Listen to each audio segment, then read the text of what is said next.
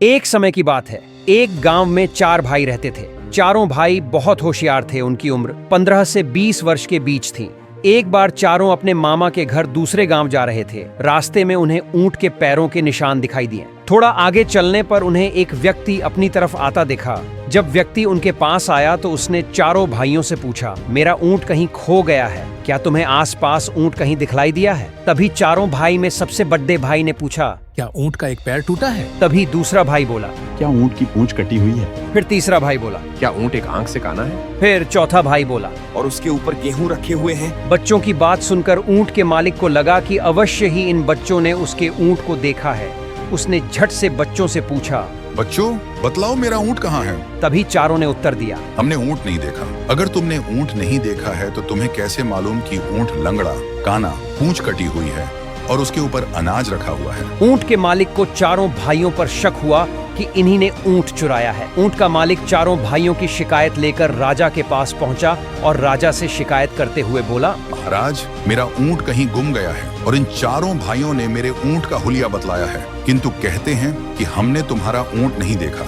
मुझे शक है कि इन चारों ने ही मेरा ऊंट चुराया है। राजा ने चारों भाइयों से पूछा कि जब तुमने ऊंट देखा ही नहीं है तो तुम्हें ऊंट का हुलिया कैसे मालूम है? तभी सबसे बड़ा भाई बोला, महाराज, हम जहाँ से जा रहे थे उस रास्ते पर ऊंट के पैरों के निशान थे। एक पैर के निशान कुछ उभरे हुए थे, बाकी 3 पैरों के निशान गहरे थे। इसका मतलब है कि ऊंट का एक पैर टूटा हुआ था, जिसके कारण उसके उभरे हुए निशान बन रहे थे। फिर राजा ने दूसरे भाई से पूछा। दूसरे भाई ने कहा, महाराज, ऊंट की पूंछ कटी हुई होने का संदेह हमें इसलिए हुआ क्योंकि जहां ऊंट के पैरों के निशान थे वहां ऊंट का गोबर बिखरा हुआ नहीं था।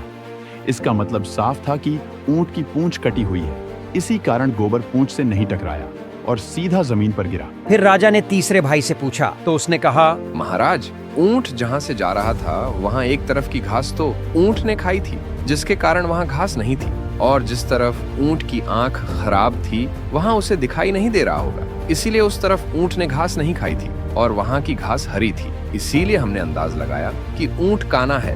फिर चौथा भाई बोला, महाराज, जिस रास्ते से ऊंट जा रहा था उस रास्ते पर गेहूं के दाने बिखरे हुए थे, इसलिए मैंने कहा कि ऊंट के ऊपर अनाज रखा हुआ है, किंतु हमने इनका ऊंट नहीं देखा था। चारों के उत्तर सुनकर उनकी बुद्धिमत्ता पर राजा बहुत प्रसन्न हुआ और राजा ने चारों भाइयों को अपने सलाहकार मंडल में जगह दे दी।